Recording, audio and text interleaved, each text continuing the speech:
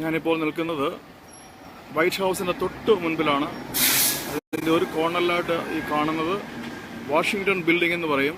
1897 പണി കഴിപ്പിച്ച ബിൽഡിംഗാണിത്. Washington building ഇവിടുത്തെ ഏറ്റവും ആദ്യത്തെ ബിൽഡിങ്ങുകളിലൊന്നാണ്. അതിൻ്റെ അടുത്ത് തന്നെ വാഷിങ്ടൺ ഗിഫ്റ്റ് ഹൗസ് ഉണ്ട്. അതിൻ്റെ അടുത്ത് തന്നെ ഈ കാണുന്നതാണ് വൈറ്റ് ഹൗസ് കോംപ്ലക്സ്. ഈ വൈറ്റ് ഹൗസ് കോംപ്ലക്സിൻ്റെ ട്രഷറിയാണ് ഈ കാണുന്നത്. ഇതിനപ്പുറത്തായിട്ട് മെയിൻ സ്ഥലത്ത് വൈറ്റ് ഹൗസ്. ഈ കാണുന്ന വൈറ്റ് ഹൗസിന് മുൻപിലുള്ള സ്ഥലമാണ് ഈ കാണുന്നത്. ഫുൾ പോലീസ് സെക്യൂരിറ്റി, ഓരോ പോയിന്റിലും പോലീസ് സെക്യൂരിറ്റിയാണ്. ഇതിൻ്റെ മുൻപിൽ കാണുന്നത് PNC ബാങ്ക്. കർത്താവിൻ്റെ പരിശുദ്ധമായ നാമം വാഴ്ത്തപ്പെടുമാറാകട്ടെ. ഞാൻ ഇപ്പോൾ ഈ ലൈവിൽ വരുന്നതിന് പിന്നിൽ ഒരു വലിയ യാഥാർത്ഥ്യമുണ്ട്. ഇത് എന്നോട് ഉള്ള ഒരു ദൈവികമായ വാഗ്ദത്തമാണ്.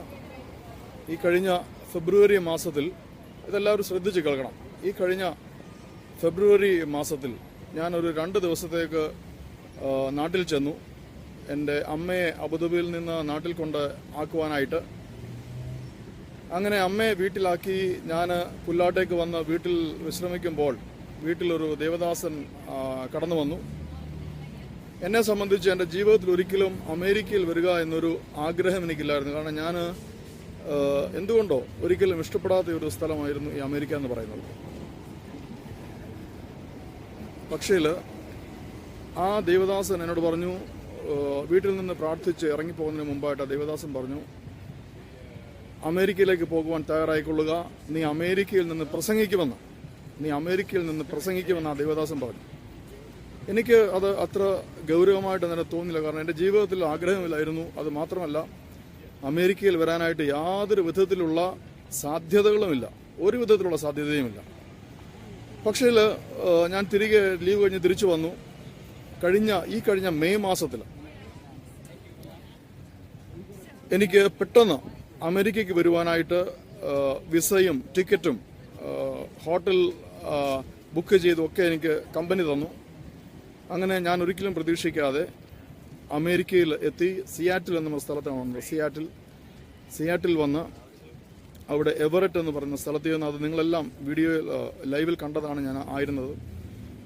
അന്ന് അവിടെ ഏകദേശം 8-10 ദിവസം അവിടെ താമസിച്ച് തിരികെ വന്നു. അപ്പോഴൊന്നും ആ ദേവദാസൻ പറഞ്ഞ ഒരു കാര്യം, നീ അമേരിക്കയിൽ പ്രസംഗിക്കുമെന്ന് പറഞ്ഞ ഒരു കാര്യം നടന്നില്ല. കാരണം ഞാൻ ചെന്ന സ്ഥലം അതിന് പറ്റിയ ഒരു സ്ഥലമായിരുന്നില്ല. പിന്നെ തിരികെ പോയി. ഞാൻ വിചാരിച്ചു, കഴിഞ്ഞു, ഇനി തിരികെ അമേരിക്കയ്ക്ക് വരുന്ന ഒരു കാര്യം ചിന്തിക്കാനേ വയ്യ.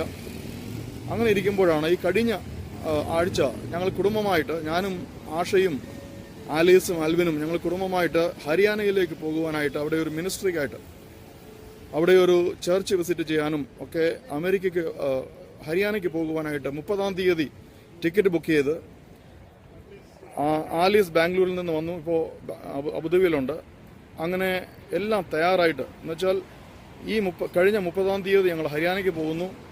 അവിടെ ദൈവമക്കളെ വിസിറ്റ് ചെയ്തിട്ട് തിരികെ ഞങ്ങൾ വരുന്നു. തിരികെ വന്നിട്ട് 8-ാം തീയതി ഞങ്ങൾ തിരികെ വരുന്നു. അങ്ങനെ ആലീസ് 10-ാം തീയതി ബാംഗ്ലൂരിലേക്ക് തിരികെ പോകുന്നു. ഇങ്ങനെ ഒരു പദ്ധതി ഇട്ട് എല്ലാം തയ്യാറാക്കിയിരുന്നപ്പോൾ ഒരു ദിവസം പെട്ടെന്ന് എൻ്റെ സീനിയർ മാനേജർ വിളിച്ച് പറഞ്ഞു, അമേരിക്കയ്ക്ക് പോകാൻ ഒരുങ്ങിക്കൊള്ളാൻ, വീണ്ടും ഒരിക്കൽ കൂടെ. ഈ പ്രാവശ്യം പോകുന്നത് ന്യൂയോർക്കിലേക്കാണെന്ന് പറഞ്ഞു. അങ്ങനെയാണ് ഇപ്പോൾ ന്യൂയോർക്കിൽ ലാൻഡ് ചെയ്ത് അവിടെ നിന്ന് യോർക്ക് സിറ്റിയിലേക്ക് വന്ന് അവിടെ താമസിച്ച് ഈ ഒരാഴ്ചത്തെ താമസം പൂർത്തിയാക്കി. എൻ്റെ കൂടെ എൻ്റെ സുഹൃത്തുണ്ട്, അനിൽകുമാറിൻ്റെ സുഹൃത്തുണ്ട്. താമസം പൂർത്തിയാക്കി പോകുന്നതിന് മുമ്പ് ഞങ്ങൾ ചെയ്തൊരു പദ്ധതിയാണ് വൈറ്റ് ഹൗസിൽ വരിക, ഈ ക്യാപിറ്റൽ വന്ന് കാണുക എന്നുള്ളത്.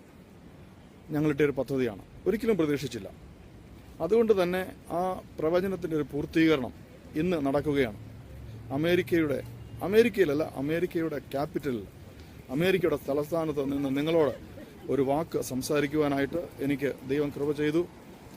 കർത്താവായ യേശു ക്രിസ്തുവിൽ വിശ്വസിച്ച് അവൻ്റെ നാമത്തെ വഹിച്ച് അവനെ ഹൃദയത്തിൽ ഏറ്റെടുത്തതുകൊണ്ട് എനിക്ക് ലഭിച്ച വലിയൊരു ഭാഗ്യമാണിത്. ഞാനത് പൂർണ്ണമായിട്ട് വിശ്വസിക്കുന്നു. അല്ലെങ്കിൽ എളിയവനായ എനിക്ക് എൻ്റെ ജീവിതത്തിൽ ഇങ്ങനെ ഒരു സംഭവം ഉണ്ടാകുവാൻ ഒരിക്കലും അതിനൊരു സാധ്യതയില്ല. ഒന്നാമത്തെ കാര്യം, എനിക്കതിനൊരു ആഗ്രഹമില്ലായിരുന്നു. ആഗ്രഹം ഉണ്ടെങ്കിൽ തന്നെയും എനിക്കതിന് സാഹചര്യങ്ങളില്ലായിരുന്നു. ഇന്ന് ദൈവം എൻ്റെ ജീവിതത്തിൽ ചെയ്ത ഈ വലിയ മഹത്വമായ കാര്യത്തിന് ഞാൻ ദൈവത്തെ സ്തുതിച്ച് നന്ദി പറയുന്നു. എന്നെ കേട്ടുകൊണ്ടിരിക്കുന്ന എല്ലാവരോടും ഞാൻ ഒരു കാര്യം പറയുന്നു. നിങ്ങൾ ഏത് വിധത്തിലോ ജീവിതത്തിൻ്റെ ഏത് ഭാഗത്തോ ജീവിതത്തിൻ്റെ ഏത് ഏടുകളിലോ ജീവിക്കുന്നവരായിരിക്കാം, ഒരു കാര്യം നിങ്ങൾ ഉറപ്പിച്ചുകൊള്ളുക.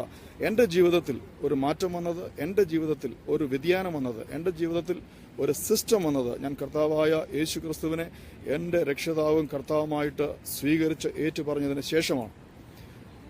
സുവിശേഷം കേട്ടു, വചനം പഠിച്ച് മനസ്സിലാക്കി, അപ്പോൾ വ്യക്തമായി ഞാൻ നടക്കുന്ന വഴി ശരിയല്ല എന്ന്. 2007 ഡിസംബർ മാസത്തിൽ ഞാൻ നാട്ടിൽ നിന്ന് പോകുന്നു അബുദാബിയിലേക്ക്. അബുദാബിയിൽ ചെന്ന് അവിടെ ജോലിയിൽ പ്രവേശിക്കുന്നു. അതൊക്കെ ദൈവത്തിൻ്റെ ഒരു പദ്ധതിയായിരുന്നു. എൻ്റെ പ്രാർത്ഥന മൂലമാണ് സംഭവിച്ചത്. കാരണം ഞാൻ അതുപോലെ രക്ഷയുടെ അനുഭവത്തിൽ നിന്ന് അകന്നു ജീവിച്ച ഒരു വ്യക്തിയായിരുന്നു. പള്ളിയിൽ ഒന്നാമനായിരുന്നു, സൺഡേ സ്കൂളിൽ ഒന്നാമനായിരുന്നു, പ്രാർത്ഥനയിൽ ഒന്നാമനായിരുന്നു. പക്ഷേ ദൈവത്തിൽ നിന്ന് വളരെ അകലെയായിരുന്നു. ദൈവം എൻ്റെ ജീവിതത്തിൽ ഇല്ലായിരുന്നു. ഞാൻ അങ്ങനെ ജീവിച്ച സമയത്ത് മറ്റുള്ളവരുടെ മുമ്പിൽ ഏറ്റവും ഭക്തനായി മറ്റുള്ളവരെന്നെ ചൂണ്ടിക്കാണിക്കുവാൻ ആരെങ്കിലും ഒക്കെ ആകണമെങ്കിൽ നിങ്ങൾ അൻസനെ പോലെ ആകണം, അങ്ങനെ അമ്മമാരും ഒക്കെ അവരുടെ മക്കളോട് പറയുമായിരുന്നു. പക്ഷേ എനിക്ക് വ്യക്തിപരമായി ദൈവമായി യാതൊരു ബന്ധവുമില്ലായിരുന്നു. അങ്ങനെ ഇരിക്കുമ്പോൾ കർത്താവ് കരുണ തോന്നി എന്നിൽ പ്രവർത്തിച്ചു. അനേകരുടെ പ്രാർത്ഥന ദൈവം കേട്ടു, ദൈവം അതിന് മറുപടി തന്നു, എന്നെ വിളിച്ചു, വേർതിരിച്ചു. ഞാൻ കർത്താവിനെ സ്വീകരിച്ചു. അവൻ്റെ പിതാവിൻ്റെയും പുത്രൻ്റെയും പരിശുദ്ധാത്മാവിൻ്റെ നാമത്തിൽ ഞാൻ സ്നാനപ്പെട്ടു. എനിക്ക് ഇപ്പോൾ ഞാൻ ഓർക്കുന്ന ഒരു പേര് പാസ്റ്റർ CJ ജോൺസൺ എന്നെ വചനം പഠിപ്പിച്ച് എന്നെ സ്നാനപ്പെടുത്തി ഈ വിശ്വാസത്തിൽ ഉറച്ച് നിൽക്കുവാനായിട്ട് എന്നെ പഠിപ്പിച്ച ദേവദാസൻ, ഞാൻ അദ്ദേഹത്തിന് ഇപ്പോൾ ഓർക്കുന്നു, നന്ദി പറയുന്നു.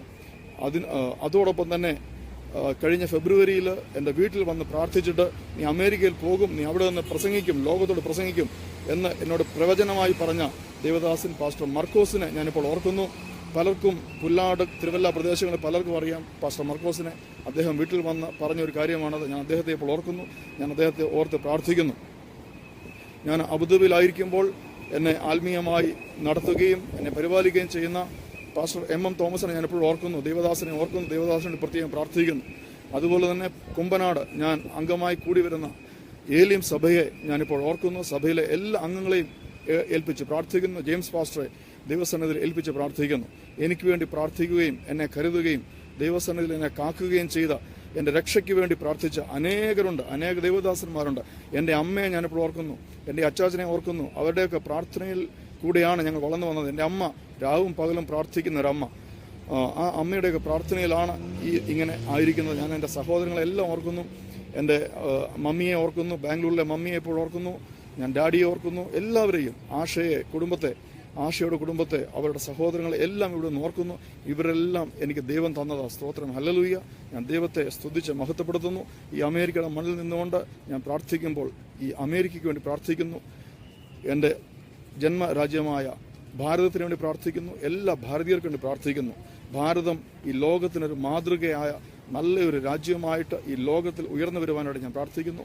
പ്രധാനമന്ത്രിയെയും പ്രസിഡന്റിനെയും മന്ത്രിമാരെയും രാഷ്ട്രീയ നേതാക്കന്മാരെയും പ്രത്യേകിച്ച് കേരളത്തിൻ്റെ സർക്കാരിനെയും മുഖ്യമന്ത്രിയെയും ഗവർണറെയും എല്ലാ രാഷ്ട്രീയ നേതാക്കന്മാരെയും എല്ലാ മത നേതാക്കന്മാരെയും ദൈവകരങ്ങളിലേക്ക് ഏൽപ്പിച്ച് ഒരു നിമിഷം പ്രാർത്ഥിക്കുന്നു. ഇത്രയും നേരം എന്നെ ശ്രവിച്ചുകൊണ്ടിരുന്ന എല്ലാവരോടും നന്ദി അറിയിക്കുന്നു. എല്ലാവർക്കും പ്രാർത്ഥിച്ചുകൊണ്ട് ഈ വാക്കുകളെ അവസാനിപ്പിക്കുന്നു. ഞങ്ങളിപ്പോൾ യാത്ര ചെയ്യുകയാണ്. നാളെ രാവിലെ ന്യൂയോർക്കിലേക്ക് പോയി അവിടെ നിന്ന് നാളെ വൈകിട്ട് അബുദാബിയിൽ ലാൻഡ് ചെയ്യുന്നതാണ്. എന്നെ ഓർത്ത് പ്രാർത്ഥിക്കണം എന്ന് പ്രത്യേകം ഓർപ്പിച്ചുകൊണ്ട് ദൈവം എല്ലാവരും അനുഗ്രഹിക്കട്ടെ. പിതാവിൻ്റെയും പുത്രൻ്റെയും പരിശുദ്ധാത്മാവിൻ്റെ നാമത്തിൽ തന്നെ ആമേൻ.